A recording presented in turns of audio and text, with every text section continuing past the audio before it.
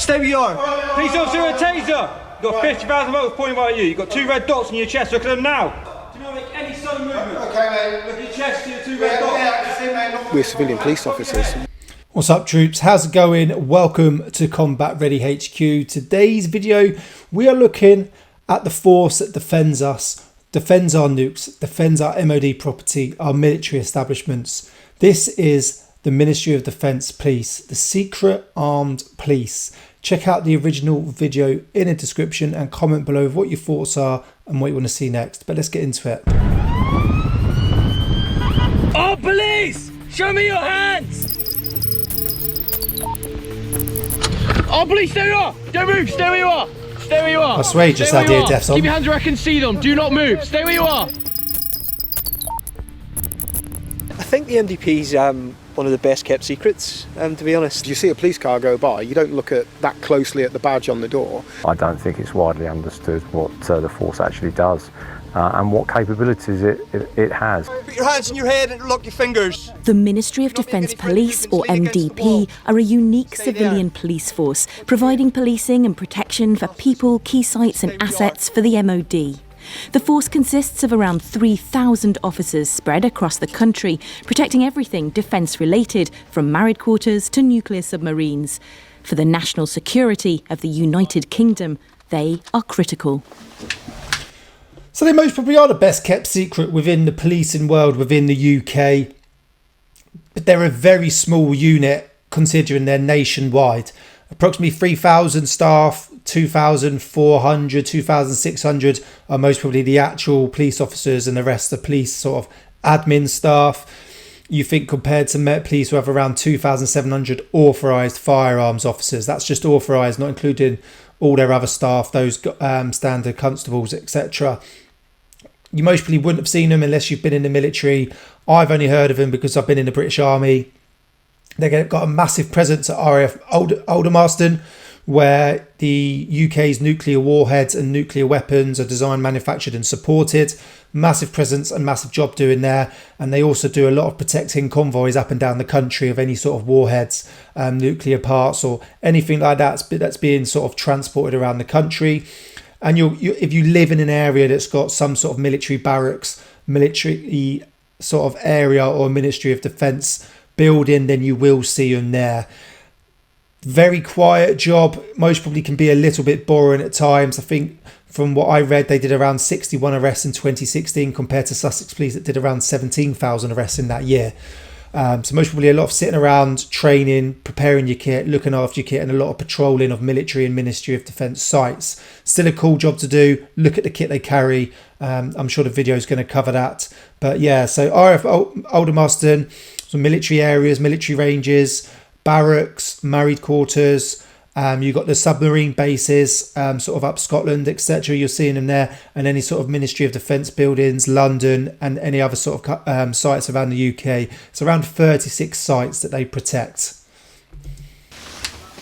Although it's not immediately obvious that these are not the regular police, there's one key difference. The MDP carry firearms. Also, I believe they wear black. I'm slightly colourblind, but I'm sure they're wearing black in this. And the other police wear blue, don't they? Maybe just making that up. Shouldn't be armed this morning. No, I'm sure that's correct. 1X2, 1 Glock, 1 C8. Officers are armed with the Colt C8 as their primary weapon system, plus magazines. The Glock 17 Gen 5 is their secondary weapon system, magazines on the belt. A Taser X2 and battery pack, also wired up beneath the body armour to a camera on the head. They also carry baton, handcuffs and incapacitant spray, like the regular police force. So, very well kitted out. Not sure what's in their vehicles as well. But like tactical boots, they're going to wear some sort of combat, sort of cargo trousers, t-shirt in the summer, most probably a long sleeved or a coat in the winter. Good chest plate carrier. C8, a weapon that a lot of people in the military and in the police force love. Used to be widely used by sort of special forces. The Glock 17 is sort of the main pistol of the British Army now. Handcuffs, there'd be the rigid bar handcuffs. Okay, if you've seen the new handcuffs, there'd be sort of metal, and then black in the middle. They're the rigid bar handcuffs. They're the new handcuffs that they use. They brought in years ago instead of sort of the chain ones that you might buy down Poundland. Magazines, I most probably reckon they're going to carry around 4 to 6 magazines maybe, which would be standard.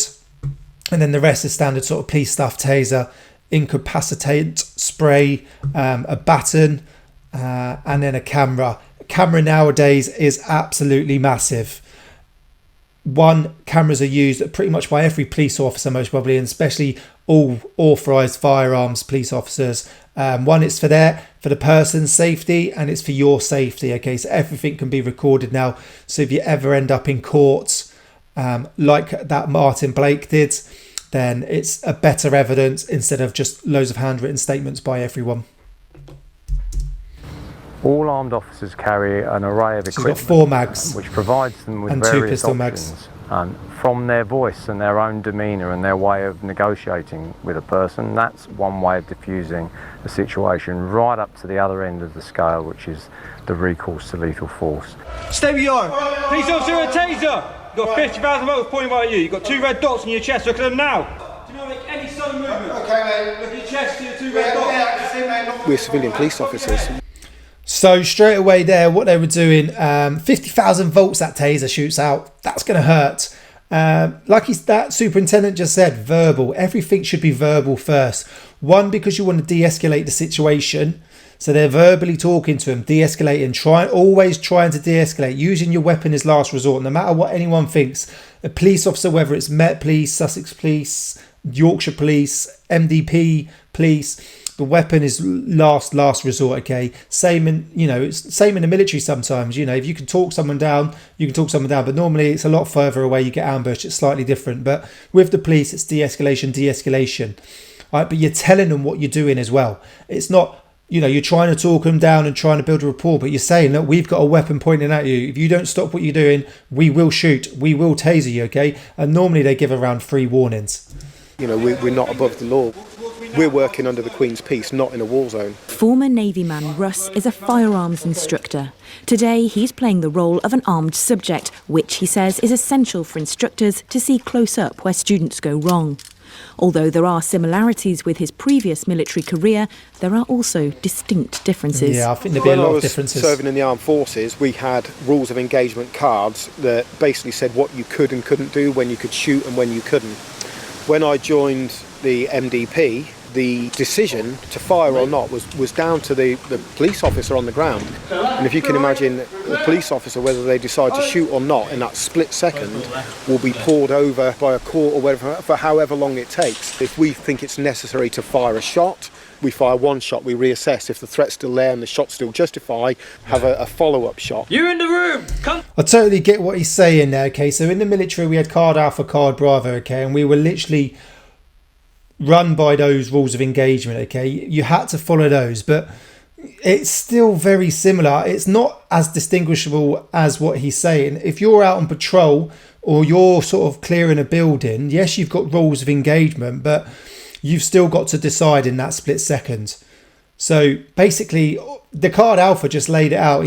Those basically rules of engagement cards are just something we carried, but you still most probably a very similar process that they went through. If you went into a building or you're patrolling along and someone comes up to you and they've got their weapon down, we're not just going to fire. But as soon as that weapon comes up, we're still allowed to engage in that split-second decision, because if you think your life or someone else's life is under immediate threat, immediate danger, then you can engage. And it's exactly the same sort of rules of engagement that they go through, just explained slightly different, and they just don't carry cards. We still have to give verbal warnings as well if possible, okay? Stop or I'll shoot. Stop, this is the army.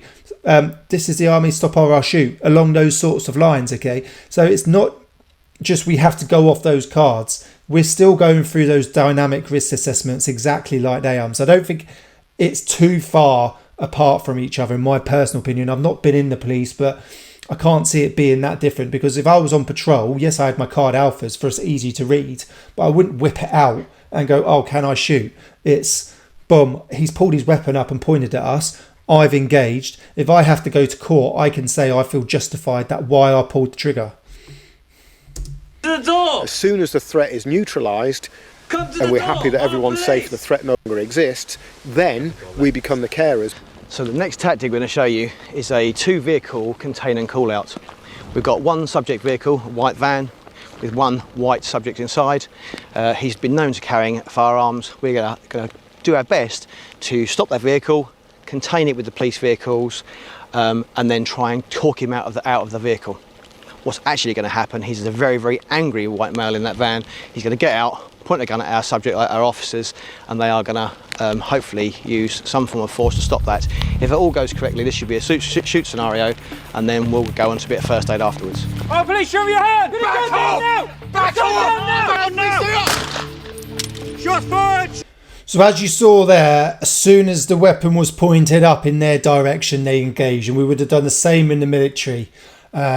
Straight away in that dynamic risk assessment, that split-second decision, you believed that there was a threat or immediate threat to either yourself or someone else, so you were going to engage, okay? And you only use reasonable and necessary force. So all they did was fire 1 round each, and the guy went down.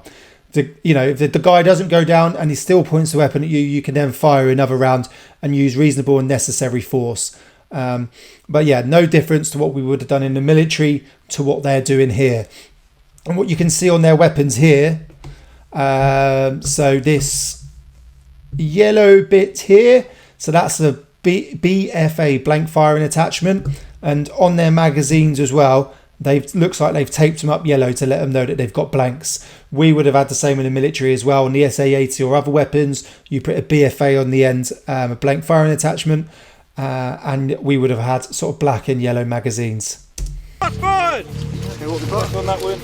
no difference, if you need to provide first aid, you provide first aid as well. You're not there to cause a fatality. For sort of one side. If we don't use enough force and somebody gets shot or seriously injured, then we'll be criticised either way. So we really do walk that knife edge. Exercise command. Contact, front! Get back. We're looking They're after using the ACOG infrastructure sites there. that, if in the wrong hands of the wrong people, could be detrimental to the world. If you can imagine, atomic weapons establishments, Clyde submarine bases are policed by armed MOD police officers. If they were compromised, that would affect the whole, the national security of the UK. So, yeah, it's critical. Massively important job, okay? Very, very critical. What these guys do is so important to the country. It's unbelievable. Might not be the most exciting job at the top all the time. 61 arrests in 2016, I think it was. But like they said, if these weapons, these parts, or any part of it get into the wrong hands, it's not good for anyone, okay, within the UK or the world. So it's vital that we have these guys. They're trained correctly. They have the correct kit. They have the correct weapon systems, and we have them. Very, very important job to do. So thank you to these guys. Really good little video showing you a little bit more about them. Hopefully this gives you a better understanding what they do. But yeah, the police and the military, to be honest, tactics are very, very similar. We still have to sort of de-escalate and talk to someone. We still have rules of engagement. We can't just open fire on everyone and anything. Kit and equipment, normally the police do get better equipment. Personally, with sort of personal weapon systems, they all get the powder ear defence, which took a while for the military to actually get in and get to everyone. Not everyone in the military still has them. It takes us a little bit longer to get that sort of equipment. The way they would sort of move in and around and out of a car, how they would clear a building, very sort of similar tactics to how the military would do it. I'd actually have to say the sort of the specialist firearms officers, sort of CTSFOs and a lot of AFOs, especially the CTFSOs, most probably clear the building better than anyone. They're just as good as UKSF. So the police do a very, very important role. The Ministry of Defence Police do a vital role to protect our nation. We do not want to get atomic weapons or warheads or anything like that into the wrong hands. And you also don't want anyone trespassing on military establishments, MOD property either. So yeah, that's what these guys do. This is the kit they use. Hopefully I've sort of explained the similarities between sort of how the military and they work and some of the kit that they use. So hopefully you've enjoyed this video. Go and check out the original video in the description. Remember to like, share and subscribe, and thanks for watching.